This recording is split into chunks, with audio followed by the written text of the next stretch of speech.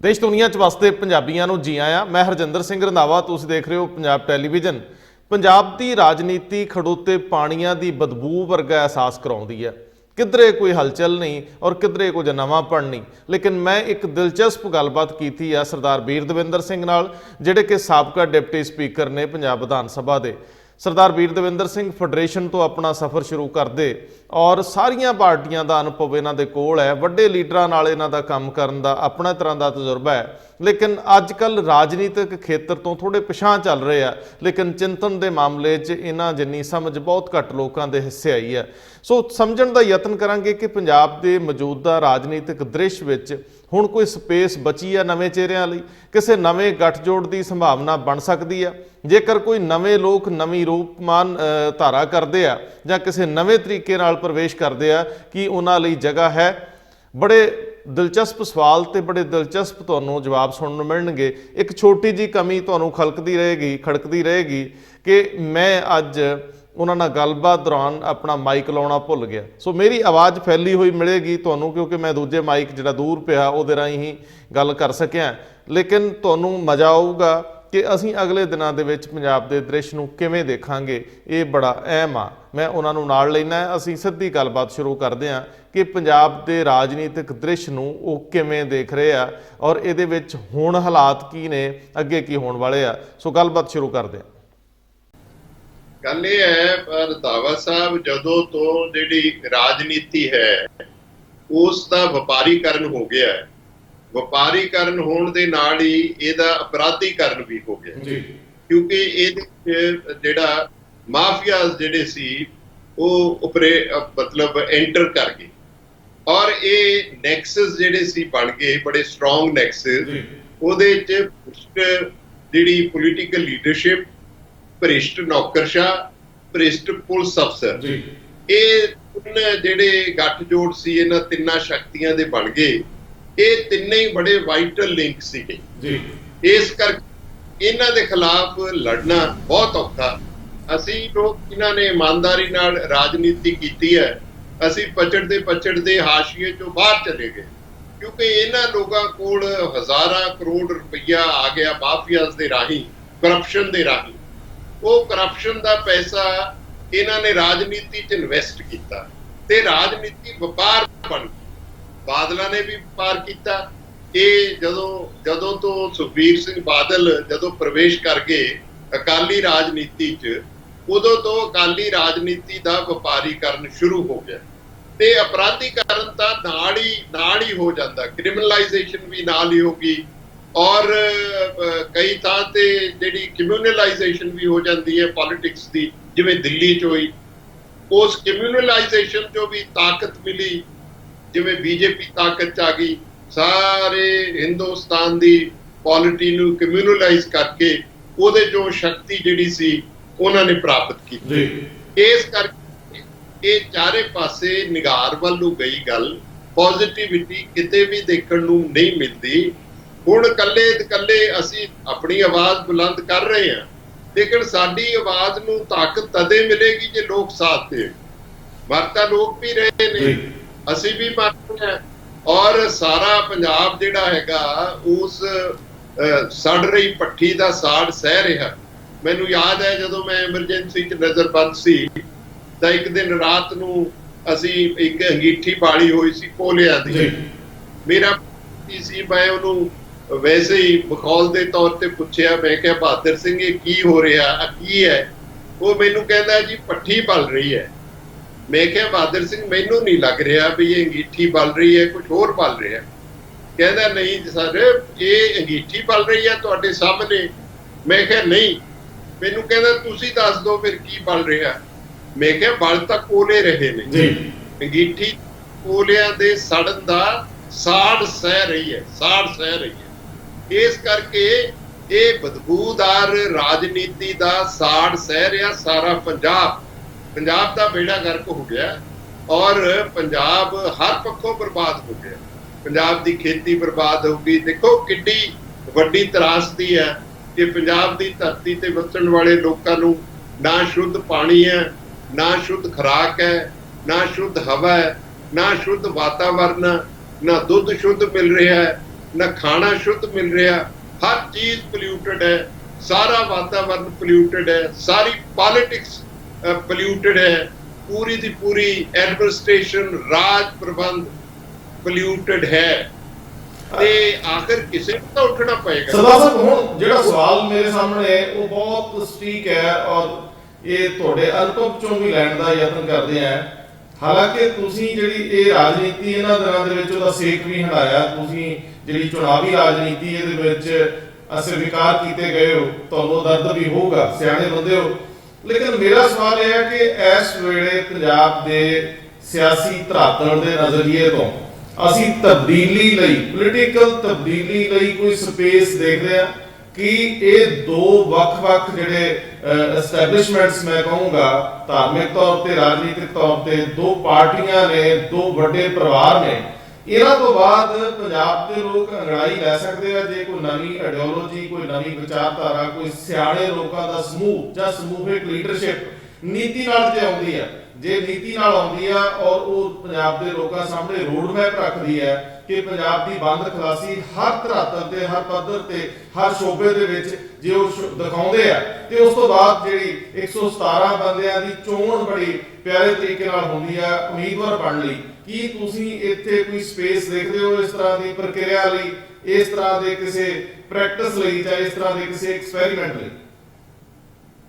ਰੰਧਾਵਾ ਸਾਹਿਬ, ਅਰਜ਼ ਇਹ ਹੈ ਕਿ ਮੈਂ ਅੱਜ ਕੱਲ੍ਹ ਇੱਕ ਪੋਲੀਟੀਕਲ ਡਾਕੂਮੈਂਟ ਤੇ ਕੰਮ ਕਰ ਰਿਹਾ ਜੀ, ਜਿਹੜਾ ਕਿ ਪੰਜਾਬ ਦੀ ਭਵਿੱਖ ਦੀ ਰਾਜਨੀਤੀ ਦਾ ਇੱਕ ਬਲੂਪ੍ਰਿੰਟ ਹੈ ਕਿ ਜੇ ਲੋਕ ਸਾਡਾ ਸਾਥ ਦਿੰਦੇ ਨੇ ਤਾਂ ਆਉਣ ਵਾਲਾ ਜਿਹੜਾ ਪੰਜਾਬ ਹੈ ਉਹਦੀਆਂ ਨੀਤੀਆਂ ਕਿਹੋ ਜਿਹੀਆਂ ਹੋਣਗੀਆਂ।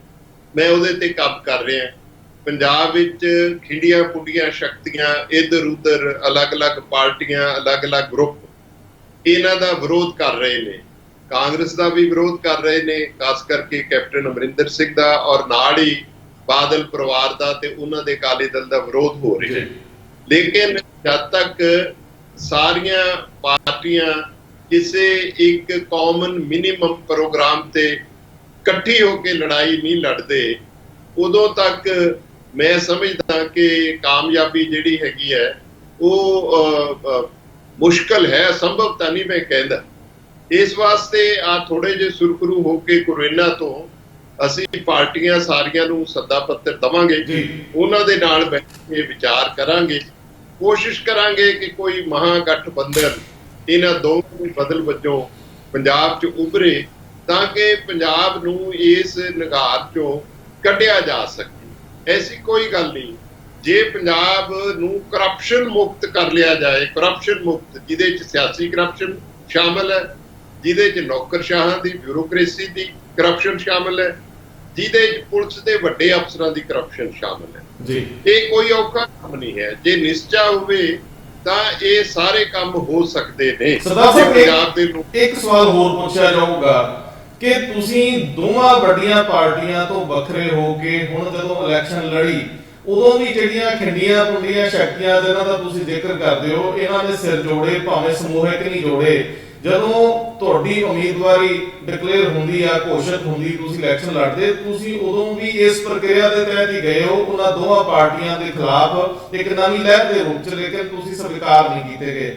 ਹੁਣ ਇਹ ਕ੍ਰੈਡੀਬਿਲਿਟੀ ਦਾ ਸਵਾਲ ਆ ਕਿ ਇੱਕ ਲੋਕਾਂ ਦੇ ਅੰਦਰ ਨਜ਼ਰੀਆ ਬਣ ਗਿਆ ਕਿ ਤੁਸੀਂ ਜਦੋਂ ਜਿਹੜੇ ਹਾਸ਼ੀਏ ਦੇ ਵੱਖ-ਵੱਖ ਥਾਵਾਂ ਤੋਂ ਮੈਂ ਕਹੂੰਗਾ ਕਿ ਚਲੇ ਗਏ, ਭੇਜ ਦਿੱਤੇ ਗਏ ਤਰੀਕਾਕਾਰ ਬਣਾ ਕੇ, ਜਦੋਂ ਤੁਸੀਂ ਵਾਪਸ ਮੁੜਦੇ ਹੋ ਲੋਕ ਕਹਿੰਦੇ ਯਕੀਨ ਕਿਵੇਂ ਕਰੀਏ, ਇਹਨਾਂ ਕੋ ਹੋਣਾ ਨਹੀਂ। ਸੋ ਮੈਨੂੰ ਇਹ ਲੱਗਦਾ ਕਿ ਬਿਲਕੁਲ ਨਵੇਂ ਸਿਰੋਂ ਇਹ ਨਹੀਂ ਕਿ ਜਿਹੜੇ ਲੋਕ ਵੱਖ-ਵੱਖ ਪਾਰਟੀਆਂ ਚੋਂ ਪਾਸੇ ਗਏ ਆ ਔਰ ਬਹੁਤੇ ਤਾਂ ਆਪਣੀ ਸਾਰਥਿਕਤਾ ਹੀ ਗਵਾ ਗਏ। ਜੇ ਫਿਰ ਤੁਸੀਂ ਉਹਨਾਂ ਨੂੰ ਇਕੱਠੇ ਕਰਦੇ ਹੋ ਤੇ ਬਾਰ-ਬਾਰ ਉਹੀ ਤਜਰਬਾ ਮੰਨਿਆ ਜਾਊਗਾ ਜਿਹੜਾ ਪਹਿਲਾਂ ਹੁੰਦਾ ਰਿਹਾ।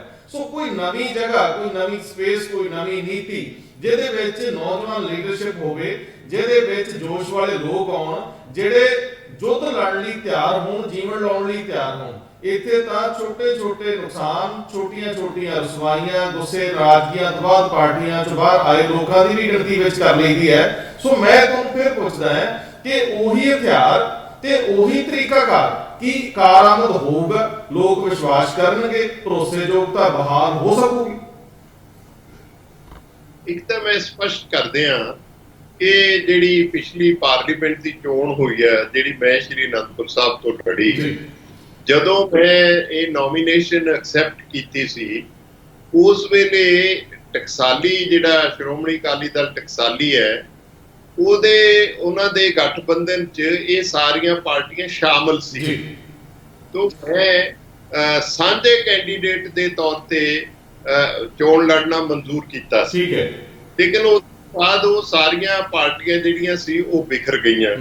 ਪਤਾ ਨਹੀਂ ਕੀ ਫਿਕਰ ਪੈ ਗਿਆ ਤੇ ਉਹਨਾਂ ਨੇ ਅੰਦਰੋਂ ਅੰਦਰੀ ਉਹ ਸਾਰਾ ਕੁਝ ਖੰਡਾ ਦਿੱਤਾ, ਸਮਝ ਗਏ ਨਾ। ਉਸ ਵੇਲੇ ਇਹ ਸਾਰੇ ਇਕੱਠੇ ਸੀ, ਉਦੋਂ ਸੁਖਪਾਲ ਖਹਿਰਾ ਵੀ ਵਿੱਚ ਸੀ, ਉਸ ਵੇਲੇ ਡਾਕਟਰ ਗਾਂਧੀ ਵੀ ਵਿੱਚ ਸੀ, ਉਸ ਵੇਲੇ ਆਪਣੇ ਬੈਂਸ ਭਰਾ ਵੀ ਵਿੱਚ ਸੀ, ਬੀਐਸਪੀ ਵੀ ਸ਼ਾਮਲ ਸੀ, ਹੋਰ ਵੀ ਆਮ ਆਦਮੀ ਪਾਰਟੀ ਨਾਲ ਵੀ ਗੱਲਬਾਤ ਚੱਲ ਰਹੀ ਸੀ। So I accepted the candidature as a joint candidate of all the party. ਪਰ ਉਸ ਤੋਂ ਬਾਅਦ ਇਹ ਸਾਰਾ ਕੁਝ ਹੀ ਖਿੰਡ ਪੁੱਟ ਗਿਆ ਤੇ ਮੈਂ ਤੇ ਫਿਰ ਇਕੱਲਾ ਹੀ ਰਹਿ ਗਿਆ। ਤੇ ਇਕੱਲਾ ਠੀਕ ਹੈ, ਮੈਂ ਫਿਰ ਇਹ ਮੁਨਾਸਬ ਨਾ ਸਮਝਿਆ ਵੀ ਹੁਣ ਆਪਣਾ ਤੜਾ ਤਮਣੀਆਂ ਛਾ ਕੇ ਭਾਜੋ, ਲੜਾਈ ਲੜੋ, ਕੋਈ ਨਹੀਂ, ਜਿੱਤਾਂ ਹਾਰਾਂ ਤਾਂ ਬਣੀਆਂ ਹੋਈਆਂ ਨੇ। ਹੁਣ ਮੈਂ ਫਿਰ ਇਹ ਕਹਿਣਾ ਬਈ ਇਹ ਸਾਰਾ ਕੁਝ ਲੋਕਾਂ ਦੇ ਸਹਿਯੋਗ ਨਾਲ ਹੀ ਹੋਣਾ ਹੈ। ਜੇ ਲੋਕ ਸਾਥ ਨਹੀਂ ਦੇਣਗੇ ਫਿਰ ਕੁਝ ਨਹੀਂ ਹੋ ਸਕਣਾ, ਫਿਰ ਲੋਕ ਵੀ ਜ਼ਿੰਮੇਵਾਰ ਨੇ। ਦੇਖੋ ਨਾ, ਆਖਰ ਜਦੋਂ ਲੋਕਾਂ ਦੀ ਚੁਣੀ ਹੋਈ ਸਰਕਾਰ ਹੈ, ਜੋ ਇਹ ਲੋਕਾਂ ਦੇ ਚੁਣੇ ਹੋਏ ਐਮਐਲਏ ਨੇ, ਜਿਹੜੇ ਹੁਣ ਸ਼ਰਾਬਾਂ ਦੇ ਨਜਾਇਜ਼ ਧੰਦੇ, ਹੋਰ ਧੰਦੇ ਕਰ ਰਹੇ ਨੇ, ਜਿਹੜੇ ਰੇਤਾਂ ਵੇਚ ਰਹੇ ਨੇ, ਰੇਤ ਦੇ ਮਾਫੀਏ ਨੇ, ਇਹ ਲੋਕਾਂ ਦੇ ਚੁਣੇ ਹੋਏ ਨੁਮਾਇੰਦੇ ਨੇ ਨਾ। ਇਹਦੇ ਲਈ ਕਿਤੇ ਨਾ ਕਿਤੇ ਅਸੀਂ ਆਪ ਲੋਕ ਵੀ ਤਾਂ ਜ਼ਿੰਮੇਵਾਰ ਨੇ। ਲੋਕਾਂ ਨੂੰ ਪਤਾ ਹੁੰਦਾ ਕਿ ਇਹ ਬੰਦੇ ਸ਼ਰਾਬ ਦਾ ਧੰਦਾ ਕਰਨ ਵਾਲੇ ਨੇ, ਇਹ ਮਾਫੀਏ ਨੇ, ਪਰ ਇਹਦੇ ਬਾਵਜੂਦ ਚੋਣਾਂ ਵੇਲੇ ਅਸੀਂ ਕਈ ਕਿਸਮ ਦੇ ਲਾਲਚਾਂ ਚ ਆ ਕੇ ਇਹ ਬੜਾ ਜ਼ਰੂਰੀ ਨੁਕਤਾ ਹੈ ਜਿਹੜਾ ਅਕਸਰ ਧਿਆਨ ਚ ਆ ਜਾਂਦਾ ਜਦੋਂ ਤੁਸੀਂ ਕਹਿੰਦੇ ਹੋ ਲੋਕਾਂ ਨੇ ਬੜੀ ਵਾਰੀ ਆਪਣੀ ਜ਼ਿੰਮੇਵਾਰੀ ਨਿਭਾਈ। ਸਿਮਰਨਜੀਤ ਸਿੰਘ ਮਾਨ ਇੱਕਦਮ ਉੱਭਰ ਕੇ ਲੋਕ ਲੈ ਆਉਂਦੇ ਆ ਔਰ ਇੱਕ ਲਹਿਰ ਬਣ ਜਾਂਦੀ ਹੈ। ਫਿਰ ਉਸ ਤੋਂ ਬਾਅਦ ਜਦੋਂ 2014 ਦੇ ਵਿੱਚ ਪਾਰਲੀਮਾਨੀ ਇਲੈਕਸ਼ਨ ਦੇ ਵਿੱਚ ਆਮ ਆਦਮੀ ਪਾਰਟੀ ਦਾ ਇੱਕੋ ਹੀ ਚਿਹਰਾ ਸੀ ਅਰਵਿੰਦ ਕੇਜਰੀਵਾਲ, ਬਾਕੀ ਤਾਂ ਕੁਝ ਵੀ ਨਹੀਂ ਸੀ। ਉਸ ਚਿਹਰੇ ਦੇ ਪਿੱਛੇ ਪੰਜਾਬੀ ਇਹ ਸੋਚ ਕੇ ਕਿ ਯਾਰ ਦਲੇਰ ਬੰਦਾ ਵੇਖੋ ਕਿੱਡਿਆ ਨਾਲ ਫਾਹ ਲਈ ਜਾਂਦਾ, ਪੰਜਾਬ ਦੇ ਵਿੱਚ ਲਹਿਰ ਬਣਦੀ ਹੈ। 50 ਤੋਂ 60 ਜਿਹੜੇ ਵਿਧਾਨ ਸਭਾ ਹਲਕੇ ਸੀ ਉਹਨਾਂ ਦੇ ਵਿੱਚੋਂ ਲੀਡ ਲੈ ਜਾਂਦੀ ਹੈ ਔਰ 4 ਐਮਪੀ ਜਿਤਾ ਕੇ ਪਾਰਲੀਮੈਂਟ 'ਚ ਬਿਠਾ ਦਿੰਦੇ ਆ। ਸੋ ਪੰਜਾਬ ਦੇ ਲੋਕ ਤਬਦੀਲੀ ਲਈ ਤੰਗਦੇ ਆ ਔਰ ਅਖੀਰ ਦੇ ਵਿੱਚ ਉਹ ਧੋਖਾ ਖਾ ਜਾਂਦੇ ਆ, ਚੀਟ ਹੋਏ ਮਹਿਸੂਸ ਕਰਦੇ। ਲੋਕਾਂ ਨੇ ਕੋਈ ਕਸਰ ਨਹੀਂ ਛੱਡੀ ਵੱਖ-ਵੱਖ ਮੌਕੇ ਤੇ, ਲੇਕਿਨ ਜਦੋਂ ਲੋਕ ਨਿਰਾਸ਼ ਹੋ ਜਾਂਦੇ ਆ, ਜਦੋਂ ਲੋਕ ਇਹ ਸੋਚਣ ਲੱਗ ਜਾਂਦੇ ਆ ਕਿ ਯਾਰ ਹੋਣਾ ਤਾਂ ਕੱਖ ਨਹੀਂ, ਤੇ ਫਿਰ ਜਿਹੜੀ ਪਹਿਲੀ ਐਸੋਸੀਏਸ਼ਨ ਬਣੀ ਆ ਪਿੰਡ ਪੱਧਰ ਤੇ ਇੱਕ ਦੂਜੇ ਦੀਆਂ ਪਾਰਟੀਆਂ ਨਾਲ, ਉੱਥੇ ਹੀ ਬਦਲ ਕੇ ਲੋਕ ਸੱਤਾ ਦੇ ਦਿੰਦੇ ਆ। ਦੂਜਾ ਇੱਕ ਹੋਰ ਸਵਾਲ ਆ ਕਿ ਸਾਡੀ ਰਾਜਨੀਤੀ ਅਜੇ ਇਸ ਗੱਲ ਤੇ ਵੀ ਚੱਲੀ ਜਾਂਦੀ ਹੈ ਇੱਕ ਡਰ ਦੇ ਉੱਤੇ ਕਿ ਆਲਣ ਦੇ ਸਰਕਾਰ ਤੇ ਨੂੰ ਵੇਖ ਲਾਂਗੇ। ਪਿੰਡਾਂ 'ਚ ਕੋਈ ਸਵਾਲ ਚੱਲਦਾ ਕੋਈ ਨਹੀਂ, ਸਾਡੀ ਆ ਜਾਣੀ ਸਰਕਾਰ। ਸੋ ਜਿਹੜੀ ਇਹ ਸਾਡੀ ਆ ਜਾਣੀ ਸਰਕਾਰ, ਜਿਹੜੇ ਇਹ ਡਰ ਨੇ ਲੋਕਾਂ ਦੇ ਅੰਦਰ ਬਿਠਾਤੇ ਗਏ ਨੇ ਕਿ ਪਤਾ ਨਹੀਂ ਸਰਕਾਰ ਕੀ ਹੁੰਦੀ ਹੈ। ਛੋਟਾ ਜਿਹਾ ਡਰ ਹੈ ਨਾ, ਕਿਸੇ ਦੇ ਪਰਚਾ ਹੋ ਜਾਊਗਾ, ਕਿਸੇ ਨੂੰ ਤਹਿਸੀਲ 'ਚ ਕੰਮ ਪੈ ਜਾਊਗਾ, ਕਿਸੇ ਦਾ ਕੋਈ ਕੰਮ ਮੜ ਜਾਊਗਾ, ਕੋਈ ਨਿਆਣਾ ਨਾ ਫਸਾਤਾ। ਇਸੇ ਡਰ 'ਚ ਅੱਧਾ ਪੰਜਾਬ ਖਾਲੀ ਹੋ ਗਿਆ, ਯਾਰ ਬੱਚੇ ਨੂੰ ਕੋਈ ਨਸ਼ੇ ਤੇ ਲਾ ਦੂਗਾ, ਕੋਈ ਨਜਾਇਜ਼ ਪਰਚਾ ਹੋ ਜਾਊਗਾ। ਸੋ ਸਰਦਾਰ ਸਾਹਿਬ, ਲੋਕਾਂ ਨੂੰ ਇਹ ਯਕੀਨ ਦਿਵਾਉਣਾ ਪਊਗਾ ਕਿ ਇਹ ਦੋ ਸਥਾਪਤੀਆਂ ਦੇ ਖਿਲਾਫ ਨਿੱਤਰਨਾ ਪਊਗਾ ਜਿਹੜੀਆਂ ਸਾਡੇ ਛੋਟੇ ਛੋਟੇ ਡਰਾਂ ਦਾ ਲਾਭ ਉਠਾਈ ਜਾਂਦੀਆਂ ਨੇ। ਉਹਨਾਂ ਚਿਰ ਤਬਦੀਲੀ ਦੀ ਆਸ ਰੱਖਣੀ ਮੈਨੂੰ ਲੱਗਦਾ ਹੈ ਕਿ ਇਸ ਦੁਨੀਆ 'ਚ ਠੀਕ ਨਹੀਂ ਮੈਨੂੰ ਲੱਗਦਾ। ਲੇਕਿਨ ਦੂਜੀ ਗੱਲ ਜਿਹੜੀ ਤੁਸੀਂ ਕਹਿ ਰਹੇ ਹੋ ਕਿ ਵਿਜ਼ਨ ਤੁਸੀਂ ਦੇ ਰਹੇ ਹੋ, ਅੱਜ ਤੱਕ ਕਿਸੇ ਡਾਕੂਮੈਂਟ ਦੀ ਅਣਹੋਂਦ ਹੈ ਕਿ ਕਿਸ ਖੇਤਰ 'ਚ ਕੀ ਕੀਤਾ ਜਾਊਗਾ। ਇਹੀ ਕਿਹਾ ਜਾਂਦਾ ਕਿ ਫਲਾਣੇ ਨੇ ਇਹ ਨਹੀਂ ਕੀਤਾ, ਫਲਾਣੇ ਨੇ ਇਹ ਨਹੀਂ ਕੀਤਾ। ਚੰਗੀ ਗੱਲ ਆ, ਤੁਸੀਂ ਕੋਈ ਕੰਮ ਕਰ ਰਹੇ ਹੋ। ਆਮ ਤੌਰ ਤੇ ਪੋਲੀਟੀਸ਼ੀਅਨਸ ਕੰਮ ਕਰਨ ਦੀ ਬਜਾਏ ਸਿਰਫ ਨਾਅਰਿਆਂ 'ਚ ਯਕੀਨ ਰੱਖਦੇ। ਅਰਜ਼ੇ ਹੈ ਭਈ ਇਹ ਕੰਮ ਜਿਹੜਾ ਮੈਂ ਕਰ ਰਿਹਾ ਇਹ ਕੋਈ ਮੇਰੇ ਕਿਸੇ ਨੇ ਸਪੁਰਦ ਨਹੀਂ ਕੀਤਾ ਹੈ, ਨਾ ਮੇਰੀ ਲਾਈ ਹੈ। ਮੈਂ ਤਾਂ ਆਪਣੇ ਫਰਜ਼ ਦੇ ਤੌਰ ਤੇ ਇਸ ਸਮੇਂ ਦਾ ਇਸਤੇਮਾਲ ਕਰ ਰਿਹਾ ਕਿ ਪੰਜਾਬ ਨੂੰ ਇਸ ਗਰਦਿਸ਼ ਚੋਂ ਅਸੀਂ ਕਿਵੇਂ ਬਾਹਰ ਕੱਢਣਾ। ਠੀਕ ਹੈ ਨਾ। ਮੈਂ ਫਿਰ ਇਹ ਕਹਿਣਾ ਕਿ ਲੋਕਾਂ ਦੇ ਸਹਿਯੋਗ ਬਿਨਾਂ ਨਹੀਂ ਹੋ ਸਕਣਾ। ਠੀਕ ਹੈ ਨਾ। ਅਸੀਂ ਆਪਣੀ ਕੋਸ਼ਿਸ਼ ਕਰਦੇ ਹਾਂ ਤੇ ਜੇ ਸਾਡੀ ਕੋਸ਼ਿਸ਼ ਜਿਹੜੀ ਹੈਗੀ ਹੈ ਉਹ ਨਾਕਾਮ ਰਹਿੰਦੀ ਹੈ ਫਿਰ ਕੀ ਕੀਤਾ ਜਾ ਸਕਦਾ। ਐਫਰਟ ਸੀ ਕਿ ਰੋਜ਼ ਇੰਨੇ ਕੁ ਟੈਲੀਫੋਨ ਆਉਂਦੇ ਨੇ, ਬਾਹਰਲੇ ਮੁਲਕਾਂ ਚੋਂ ਵੀ ਆਉਂਦੇ ਨੇ, ਪੰਜਾਬ ਚੋਂ ਵੀ ਆਉਂਦੇ ਨੇ, ਤੁਸੀਂ ਅੱਗੇ ਆਓ ਜੀ, ਤੁਸੀਂ ਅੱਗੇ ਆਓ ਜੀ, ਤੁਸੀਂ ਸੰਭਾਲੋ ਜੀ, ਪੰਜਾਬ ਗਿਆ ਜੀ, ਪੰਜਾਬ ਦਾ ਬੇੜਾ ਗਰਕ ਹੋ ਗਿਆ ਜੀ, ਇਹਨੂੰ ਬਚਾ ਲਓ ਜੀ। ਮੈਂ ਉਹਨਾਂ ਨੂੰ ਵੀ ਸਵਾਲ ਕਰਦਾ ਕਿ ਮੈਂ ਕਿਸ ਤਰ੍ਹਾਂ ਬਚਾ ਸਕਦਾ ਇਕੱਲਾ? ਜਦ ਤੱਕ ਲੋਕ ਸਿਰ ਨਹੀਂ ਜੋੜਨਗੇ, ਐਸੀ ਕੋਈ ਗੱਲ ਨਹੀਂ ਹੈ ਕਿ ਪੰਜਾਬ ਨੂੰ ਬਚਾਇਆ ਨਹੀਂ ਜਾ ਸਕਦਾ। ਪੰਜਾਬ ਨੂੰ ਬਚਾਇਆ ਜਾ ਸਕਦਾ। ਹਲੇ ਵੀ ਡੁੱਲੇ ਬੇਰਾਂ ਦਾ ਕੁਛ ਨਹੀਂ ਵਿਗੜਿਆ, ਭਾਵੇਂ ਬਹੁਤ ਵੱਡੇ ਨੁਕਸਾਨ ਹੋ ਗਏ ਨੇ, ਪਰ ਫਿਰ ਵੀ ਪੰਜਾਬ 'ਚ ਉਹ ਕੈਫੀਅਤ ਜਿਹੜੀ ਹੈਗੀ ਆ, ਉਹ ਪੋਟੈਂਸ਼ੀਅਲ ਮੌਜੂਦ ਹੈ ਕਿ ਪੰਜਾਬ ਆਪਣੇ ਪੈਰਾਂ ਤੇ ਹਲੇ ਵੀ ਖੜਾ ਹੋ ਸਕਦਾ ਹੈ ਜੀ।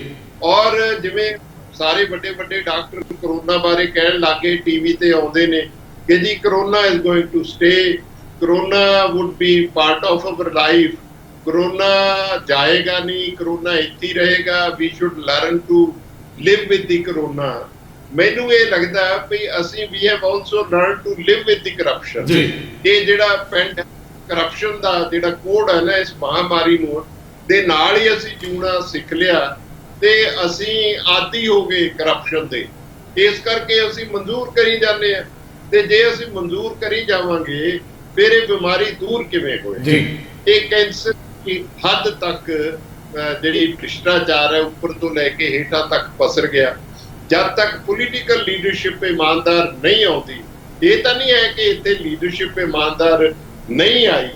ਜਿਹੜੇ ਪੁਰਾਣੇ ਲੀਡਰ ਮਾਸਟਰ ਤਾਰਾ ਸਿੰਘ ਜੀ, ਗਿਆਨੀ ਕਰਤਾਰ ਸਿੰਘ, ਇਹ ਸ਼ਾਨਦਾਰ ਲੀਡਰ ਸੀਗੇ ਨੇ। ਈਵਨ ਸਰਦਾਰ ਦਰਬਾਰਾ ਸਿੰਘ ਸੀ ਪੰਜਾਬ ਦੇ ਚੀਫ ਮਿਨਿਸਟਰ ਜੀ, ਔਰ he was also very honest chief minister. There are other many chief ministers I can quote, ਲੇਕਿਨ ਉਸ ਵੇਲੇ ਵਿਵਸਥਾ ਵੀ ਠੀਕ ਸੀ। ਹੌਲੀ ਹੌਲੀ ਹੌਲੀ ਹੌਲੀ ਪਿਛਲੇ 20-25 ਸਾਲਾਂ 'ਚ ਵਿਗੜਦੀ ਅੱਜ ਗੱਲ ਇੱਥੇ ਖੜੀ ਹੋ ਗਈ ਹੈ ਕਿ 2 ਲੱਖ ਕਰੋੜ ਤੋਂ ਉੱਪਰ 2,37,000 ਕਰੋੜ ਦਾ ਕਰਜ਼ਾ ਪੰਜਾਬ ਦੇ ਸਿਰ ਚੜ ਗਿਆ। ਕਿਵੇਂ ਲਾਹਾਂਗੇ? ਤੁਸੀਂ ਸਾਰਾ ਕੁਝ ਮੁਫਤ ਦੇ ਰਹੇ ਹੋ, ਬਿਜਲੀ ਬੋਰਡ ਵੀ ਕਰਜ਼ਈ ਹੈ, ਤੁਹਾਡੇ ਆਪਣਾ ਜਿਹੜਾ ਮੰਡੀਕਰਨ ਬੋਰਡ ਹੈ ਉਹ ਅਸੀਂ ਗਹਿਣੇ ਕਰਤਾ, ਆਉਣ ਵਾਲੇ 5-7 ਸਾਲਾਂ ਵਾਸਤੇ ਸਾਰੀ ਆਮਦਨ ਗਹਿਣੇ। ਸਰਦਾਰ ਸਾਹਿਬ, ਇਹ ਵੀ ਸਵਾਲ ਬੜਾ ਸ਼ਿੱਦਤ ਨਾਲ ਪੁੱਛਿਆ ਜਾਂਦਾ ਹੈ ਕਿ ਤੁਸੀਂ ਅਕਸਰ ਜਿਹੜੇ ਅਤੀਤ ਦੇ ਕੁਝ ਪੁਰਾਣੇ ਜਿਹੜੇ ਬੀਤ ਗਏ ਲੋਕ ਆ, ਉਹਨਾਂ ਦੀਆਂ ਉਦਾਹਰਨਾਂ ਨਾਲ ਹੀ ਪੰਜਾਬੀ ਸਾਰੀ ਜਾਂਦੇ ਆ ਕਿ ਸਾਡੇ ਕੋਲ ਇਹ ਸੀ ਆਈਕਨ, ਸਾਡੇ ਕੋਲ ਆਦਰਸ਼ ਸੀਗੇ। ਅੱਜ ਦੇ ਦਿਨ 'ਚ ਲੋਕ ਇਹ ਵੀ ਪੁੱਛਦੇ ਆ ਕਿ ਜਦੋਂ ਕੋਈ ਤੀਜੀ ਧਿਰ ਆਉਂਦੀ ਆ, ਉਹ ਵੀ ਇਹ ਕੋਸ਼ਿਸ਼ ਕਰਦੀ ਆ ਕਿ ਫਲਾਣਾ ਲੀਡਰ ਵੀ ਸਾਡੇ ਨਾਲ ਟੁੱਟ ਕੇ ਆ ਜਾਏ, ਫਲਾਣੇ ਦੀ ਸੰਭਾਵਨਾ ਹੋ ਸਕਦੀ ਆ। ਅਸੀਂ ਲੀਡਰਾਂ ਦਾ ਸਮੂਹ ਬਣਾਉਣ ਲੱਗ ਜਾਂਦੇ ਆ ਕਿ ਫਲਾਣੇ ਇਲਾਕੇ 'ਚ ਫਲਾਣਾ ਬੰਦਾ ਤਗੜਾ ਹੈ ਜੀ, ਫਲਾਣੇ ਇਲਾਕੇ ਦੇ ਵਿੱਚ ਫਲਾਣਾ ਬੰਦਾ ਜਿਹੜਾ ਉਹ ਨਾਲ ਆ ਜਾਏ ਤੇ ਸਾਡੀ ਗੱਲ। ਮਨਪ੍ਰੀਤ ਬਾਦਲ ਨੇ ਵੀ ਇਸੇ ਤਰ੍ਹਾਂ ਕਰਨ ਦਾ ਯਤਨ ਕੀਤਾ, ਔਰ ਪਿੱਛੇ ਜਿਹੜਾ ਤੁਸੀਂ ਔਰ ਜਿਹੜੇ ਟਕਸਾਲੀਆਂ ਨੇ ਵੀ ਇੰਜ ਕੀਤਾ ਹੈ, ਔਰ ਹੋਰ ਜਿਹੜੀਆਂ ਆਮ ਆਦਮੀ ਪਾਰਟੀ ਜਦੋਂ 2017 ਚ ਇਲੈਕਸ਼ਨ ਲੜਦੀ, ਉਹ ਵੀ ਇਹਨਾਂ ਹੀ ਗਲਤੀਆਂ ਦਾ ਸ਼ਿਕਾਰ ਹੁੰਦੀ ਹੈ। ਆਖਰ ਫਿਰ ਇੱਕ ਵੱਡਾ ਸਵਾਲ ਖੜਾ ਹੋ ਜਾਂਦਾ ਕਿ ਕਿਸੇ ਮੁੱਦੇ ਦੇ ਉੱਤੇ ਕੋਈ ਬੇਸ, ਕੋਈ ਸੈਂਟਰ ਪੁਆਇੰਟ, ਕੋਈ ਨੀਤੀ, ਕੋਈ ਖਰੜਾ, ਕੋਈ ਡਾਕੂਮੈਂਟ, ਕੋਈ ਰੋਡ ਮੈਪ, ਉਹਦੇ ਉੱਤੇ ਜਿਹੜੇ ਬਹੁਤ ਬਿਹਤਰੀਨ ਲੋਕ ਆ, ਜੇ ਅਸੀਂ ਇੱਕ ਕਲੈਰੀਕਲ ਕੋਈ ਵਿਅਕਤੀ ਕਲਰਕ ਭਰਤੀ ਕਰਨਾ ਤੇ 2-3 ਗੇੜ ਦੀ ਇੰਟਰਵਿਊ ਤੇ ਅਸੀਂ ਟੈਸਟ ਲੈ ਲਈਏ। ਜਦੋਂ ਕੋਈ ਅਸੀਂ ਹਲਕਾ ਜਿਹੜਾ ਕਿਸੇ ਨੂੰ ਸੌਂਪਣਾ ਹੈ, ਅਮਰੀਕਾ ਦੇ ਵਿੱਚ ਚੋਣ ਹੁੰਦੀ ਆ, ਉਹ ਆਪਣੀ ਪਾਰਟੀ ਪੱਧਰ ਤੇ ਵੀ ਉਮੀਦਵਾਰ ਦੀ ਚੋਣ ਕਰਦੇ ਆ, ਅੱਜ ਕੱਲ ਵੀ ਚੱਲਦੀ ਪਈ ਸੀ। ਸੋ ਸਵਾਲ ਇਹ ਹੈ ਕਿ ਸਾਡੇ ਇੱਥੇ ਉਮੀਦਵਾਰ ਚੋਣ ਲੱਗਿਆ, ਅਸੀਂ ਕੁਝ ਇੱਕ ਚੀਜ਼ਾਂ ਦੇਖਦੇ ਆ ਕਿ ਆਰਥਿਕ ਤੌਰ ਤੇ ਕਿੰਨਾ ਤਗੜਾ ਹੈ, ਔਰ ਇਹ ਜੋਰਾ ਕਿੰਨਾ ਕਿ ਬੁਲਾਰਾ ਕਿੰਨਾ ਕਿ, ਅਸੀਂ ਇਹ ਨਹੀਂ ਵੇਖਦੇ ਕਿ ਹਾਰਡ ਵਰਕਰ ਕਿੰਨਾ ਹੈ, ਕਮਿਟਡ ਕਿੰਨਾ ਹੈ। ਸੋ ਜੇਕਰ ਤੁਸੀਂ ਪਾਰਟੀਆਂ 'ਚੋਂ ਬੰਦੇ ਲੱਭਣ ਦੀ ਬਜਾਏ ਰੁਚਿਤ ਹੁੰਦੇ ਕਿ ਉਮੀਦਵਾਰ ਚੰਗਾ ਚੁਣੀਏ, ਟਰਾਂਸਪੇਰੈਂਟ ਰੱਖੀਏ, ਪਾਰਦਰਸ਼ੀ ਤਰੀਕੇ ਨਾਲ, ਵੱਖ-ਵੱਖ, ਹੋ ਸਕਦਾ ਨਵੇਂ ਬੱਚੇ ਹੀ ਆ ਜਾਂਦੇ, ਹੋ ਸਕਦਾ ਜਿਹੜੇ ਨੌਕਰੀਆਂ ਲੱਭਣ ਡਏ ਅਜੇ 40-35 ਸਾਲ ਦੀ ਉਮਰ ਦੇ ਵਿੱਚ ਜਿਹੜੇ ਲਿਟਰੇਚਰ ਨਾਲ ਜੁੜੇ ਉਹ ਲੋਕ ਵੀ ਆ ਸਕਦੇ ਆ, ਵੱਖ-ਵੱਖ ਸ਼ੋਬਿਆਂ ਦੇ ਲੋਕ ਵੀ ਆ ਸਕਦੇ ਸੀ। ਸੋ ਤੁਸੀਂ ਨਵੇਂ ਬੰਦੇ ਦੇਣ ਦੀ ਬਜਾਏ ਜਦੋਂ ਪੁਰਾਣਿਆਂ ਤੇ ਨਿਰਭਰਤਾ ਵਧਾਉਂਦੇ ਹੋ ਤੇ ਲੋਕ ਕਹਿੰਦੇ ਯਾਰ ਇਹ ਤਾਂ ਉਹੀ ਬੋਤਲਾਂ ਬਦਲਣ ਵਾਲੀ ਗੱਲ ਹੋ ਗਈ, ਸ਼ਰਾਬ ਬਦਲਣ ਵਾਲੀ ਤੇ ਬੋਤਲਾਂ ਪਤਾ ਨਹੀਂ ਕਿਹੜਾ ਮਾਰਦਾ ਹੈ। ਸੋ ਤੁਹਾਨੂੰ ਨਹੀਂ ਲੱਗਦਾ ਕਿ ਨਵੇਂ ਤਰੀਕੇ ਨਾਲ ਆਉਣਾ ਚਾਹੀਦਾ, ਨਵੀਂ ਨੀਤੀ ਨਾਲ ਆਉਣਾ ਚਾਹੀਦਾ? ਦੇਖੋ, ਜਿਹੜਾ ਮੈਂ ਕਹਿ ਰਿਹਾ ਵੀ ਡਾਕੂਮੈਂਟ ਤਿਆਰ ਕਰ ਰਹੇ ਹਾਂ, ਉਹ ਅਸੀਂ ਇੱਕ ਮਾਡਲ ਗਵਰਨੈਂਸ ਦਾ ਇੱਕ ਡਾਕੂਮੈਂਟ ਹੈਗਾ, ਲੋਕਾਂ ਸਾਹਮਣੇ ਪਰੋਸਾਂਗੇ। ਕਿਸੇ ਨੂੰ ਕੋਈ ਪਾਬੰਦੀ ਨਹੀਂ ਹੈ, ਨਵੇਂ ਲੋਕ ਆ ਸਕਦੇ ਨੇ ਜਿਹੜੇ ਇਸ ਤਬਦੀਲੀ ਦੇ ਕਾਫਲੇ ਵਿੱਚ ਸ਼ਾਮਲ ਹੋਣਾ ਚਾਹੁੰਦੇ ਨੇ, ਦੇ ਆਰ ਵੈਲਕਮ। ਆਖਰ ਨੌਜਵਾਨ ਯੁਵਾ ਪੀੜ੍ਹੀ ਉਹਨੇ ਅੱਗੇ ਆਉਣਾ, ਇਹ ਪੰਜਾਬ ਉਹਨਾਂ ਦਾ ਹੈਗਾ, ਉਹਨਾਂ ਨੇ ਸੰਭਾਲਣਾ, ਉਹਨਾਂ ਨੂੰ ਆਪਣੇ ਮੋਢਿਆਂ ਤੇ ਜ਼ਿੰਮੇਵਾਰੀ ਜਿਹੜੀ ਹੈ ਉਹ ਲੈਣੀ ਚਾਹੀਦੀ ਹੈ।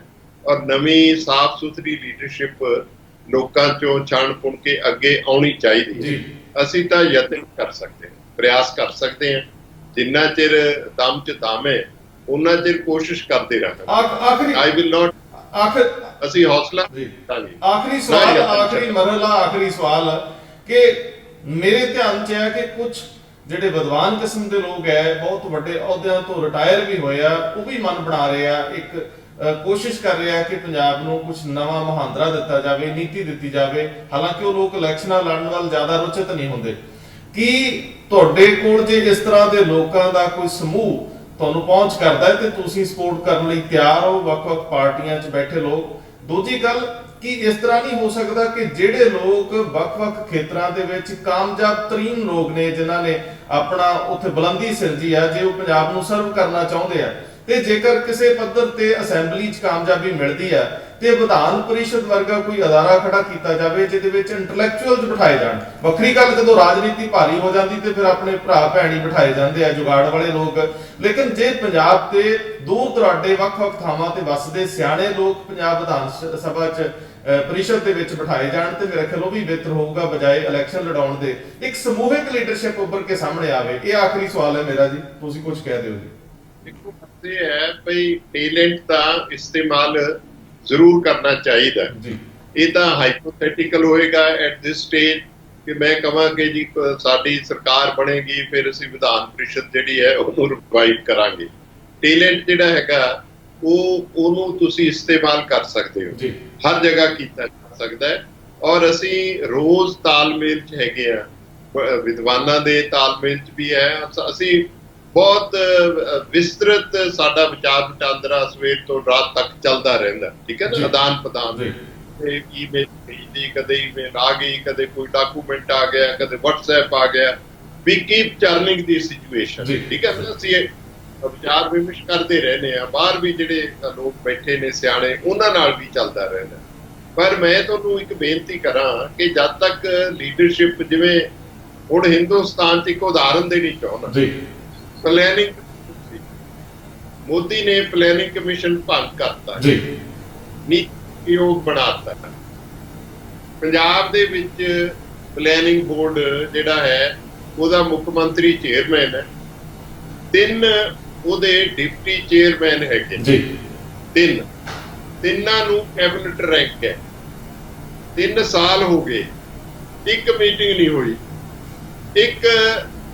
ਇੱਕ ਪੇਜ ਜਿਹੜਾ ਹੈਗਾ ਪਲੈਨਿੰਗ ਦੇ ਬਾਰੇ ਇੱਧਰ ਉੱਧਰ ਉਹਦਾ ਆਦਾਨ ਪ੍ਰਦਾਨ ਨਹੀਂ ਹੋਇਆ। ਲੇਕਿਨ 3 ਡਿਪਟੀ ਚੇਅਰਮੈਨਾਂ ਨੂੰ ਕੋਠੀਆਂ ਕੈਬਨਿਟ ਮਿਨਿਸਟਰਾਂ ਵਾਲੀਆਂ ਔਰ ਸੈਕਟਰੀਏਟ ਵਿੱਚ ਕਮਰੇ ਨੇ, ਤੇ ਜਦ ਕਿ ਪਲੈਨਿੰਗ ਕਮਿਸ਼ਨ ਹੈ ਨਹੀਂ ਜੀ। ਏਦਾਂ ਦੀਆਂ ਗੱਲਾਂ ਜੇ ਹੋਣਗੀਆਂ ਪੰਜਾਬ 'ਚ ਤੇ ਫਿਰ ਤੁਸੀਂ ਕਿਵੇਂ ਸੁਧਾਰ ਲਿਆਓਗੇ? ਕਦੇ ਤਾਂ ਇਹ ਲੋਕ ਆਪਣੀ ਪੀੜ੍ਹੀ ਹੇਠ ਸੋਟਾ ਮਾਰਨ, ਬਈ ਅਸੀਂ ਪੈਰਾਸਾਈਟਸ ਬਣ ਕੇ ਪੰਜਾਬ ਨੂੰ ਖਾ ਰਹੇ ਹਾਂ, ਸਾਡੀ ਡਿਲੀਵਰੀ ਕੋਈ ਨਹੀਂ, ਸਾਡੀ ਯੂਟਿਲਿਟੀ ਕੋਈ ਨਹੀਂ, ਸਾਡੀ ਸੇਵਾ ਕੋਈ ਨਹੀਂ ਹੈ, ਅਸੀਂ ਕੋਠੀਆਂ ਕਾਰਾਂ ਨੌਕਰ ਚਾਕਰ ਲਈ ਬੈਠੇ ਆ। ਤਾਂ ਜਵਾਬ ਤਾਂ ਦੇ ਮੁੱਖ ਮੰਤਰੀ ਵੀ ਇੱਕ ਹੋ ਰਿਹਾ। ਪੰਜਾਬ ਦੇ ਮੁੱਖ ਮੰਤਰੀ ਦਾ ਦਫ਼ਤਰ ਟੌਪ ਹੈਵੀ, ਉਹਦੇ 'ਚ 15 OSD ਐਡਵਾਈਜ਼ਰ, ਹਰੇਕ ਨੂੰ ਮਿਨਿਸਟਰ ਦਾ ਦਰਜਾ, ਹਰੇਕ ਨੂੰ ਕੋਠੀਆਂ, ਕਿਸੇ ਦੀ ਕੋਈ ਡਿਊਟੀ ਨਹੀਂ, ਸਾਰੇ ਸੌਦੇਬਾਜ਼ੀਆਂ ਕਰ ਰਹੇ ਜੀ। ਇਹ ਸਾਰਾ ਕੁਝ ਜਿਹੜਾ ਹੈਗਾ ਤੁਹਾਨੂੰ ਡਿਸਮੈਂਟਲ ਕਰਨਾ ਪਏਗਾ, ਕਰਪਟ ਸਿਸਟਮ। ਇਹ ਸਾਰੇ ਲੋਕ ਉਸ ਕਰਪਟ ਸਿਸਟਮ ਦੀ ਉਪਜ ਨੇ। ਕੋਈ ਕਿਸੇ ਨੂੰ ਛੇੜਨ ਲਈ ਤਿਆਰ ਨਹੀਂ। ਅਗਲਾ ਕਹਿੰਦਾ ਇਹਦੇ ਮੂੰਹ 'ਚ ਇੱਕ ਪੇੜਾ ਪਾ ਦਿਓ ਤੇ ਇਹ ਬੁੱਢੇ ਸਾਧ ਵਾਂਗੂ ਬੈਠਾ ਕਿਸੇ ਛਾਂ ਵਾਲੇ ਦਰਖਤ ਦੇ ਹੇਠਾਂ ਜਗਾਲੀ ਕਰੀ ਜਾਏਗਾ, ਸਾਡੇ ਵੱਲ ਦੇਖਣਗੇ ਹੀ ਨਹੀਂ। ਬੜੇ ਲੀਡਰ ਨੇ ਜਿਹੜੇ ਜਿਨ੍ਹਾਂ ਨੂੰ ਪੇੜੇ ਮਿਲ ਗਏ ਤੇ ਜਗਾਲੀਆਂ ਕਰੀ ਜਾ ਰਹੇ ਨੇ ਆਪਣੀਆਂ। ਦੇ ਆਰ ਨਾਟ ਇਨ। ਇਸ ਕਰਕੇ ਜਦ ਤੱਕ ਜਾਗਣਗੇ ਨਹੀਂ ਲੋਕ, ਅਸੀਂ ਤਾਂ ਰੋਜ਼ ਕੁਛ ਨਾ ਕੁਛ ਚੁੰਡੀ ਵੀ ਵੱਢਦੇ ਹਾਂ, ਲਿਖਦੇ ਵੀ ਹੈਗੇ ਹਾਂ, ਸਵਾਲ ਵੀ ਖੜੇ ਕਰਦੇ ਹਾਂ। ਸਵਾਲ ਖੜੇ ਕਰਨਾ ਸਾਡਾ ਹੱਕ ਹੈ। ਅੱਜ ਜੇ ਸਵਾਲ ਖੜਾ ਕੀਤਾ ਹੈ ਤਾਂ ਮੈਨੂੰ ਖੁਸ਼ੀ ਹੈ ਕਿ ਉਹਦੇ ਪ੍ਰਤੀਕਰਮ ਦੇ ਵਜੋਂ ਜਿਹੜਾ ਮੁੱਖ ਮੰਤਰੀ ਐਕਸਾਈਜ਼ ਮਿਨਿਸਟਰ ਦੇ ਤੌਰ ਤੇ 3 ਸਾਲ ਤੋਂ ਚੁੱਪ ਸੀ, ਅੱਜ ਪਹਿਲੀ ਵਾਰੀ ਉਹਨੂੰ DGP ਨੂੰ ਬੁਲਾ ਕੇ ਕਹਿਣਾ ਪਿਆ ਕਿ ਛਾਪੇ ਮਾਰੋ ਫਟਾਫਟ, ਜਿਹੜੇ ਡੀਐਸਪੀ ਦੇ ਹਲਕੇ, ਜਿਹੜੇ ਐਸਐਚਓ ਦੇ ਹਲਕੇ 'ਚ ਵੱਡੇ ਡਿਸਟਿਲਰੀਆਂ ਫੜੀਆਂ ਗਈਆਂ, ਉਹਨਾਂ ਤੇ ਕਾਰਵਾਈ ਕਰੋ, ਉਹਨਾਂ ਨੂੰ ਸਸਪੈਂਡ ਕਰੋ, ਬੰਦੇ ਫੜ ਕੇ ਅੰਦਰ ਦਿਓ, ਚਾਹੇ ਕੋਈ ਹੋਵੇ। ਅੱਜ ਇਹ ਆਰਡਰ ਹੋਇਆ, ਜੇ ਤੁਸੀਂ ਬੋਲੋਗੇ ਤਾਂ ਉਹਦਾ ਕੋਈ ਨਾ ਕੋਈ ਅਸਰ ਹੋਏਗਾ। ਸਮਝ ਗਏ ਨਾ? ਇੱਕੋ ਸ਼ੇਰ ਹੈ ਕਿ ਗਮ ਕੇ ਮਾਰੋ लब खोलो, चुप रहने वालों चुप कब तक। कोई प्रेशर तो इनसे उठेगा, कुछ दूर तो नाले जाएंगे। जे तुसी बोलोगे ਤਾਂ ਉਹ ਅਸਰ ਤਾਂ ਹੋਏਗਾ। ਜੇ ਅੱਜ ਇਹ ਕਿਹਾ ਅਸੀਂ ਕਿ ਇਹ ਰਾਇਲ ਵਾਟਰ ਗੇਟ ਹੈ, ਜਿਹੜਾ ਪੰਜਾਬ ਦੇ ਵਿੱਚ ਨਜਾਇਜ਼ ਸ਼ਰਾਬ ਦਾ ਜਿਹੜਾ ਵਪਾਰ ਹੈ, it's a royal water gate. Chief minister is answerable. अगर वो जवाब नहीं देते तो वो मुलव्वस हैं इस सारे कारोबार में। लेकिन वो जाके अज उन्होंने जमीर जागी है ਤੇ ਉਹਨਾਂ ਨੇ ਆਰਡਰ ਕਰਤਾ।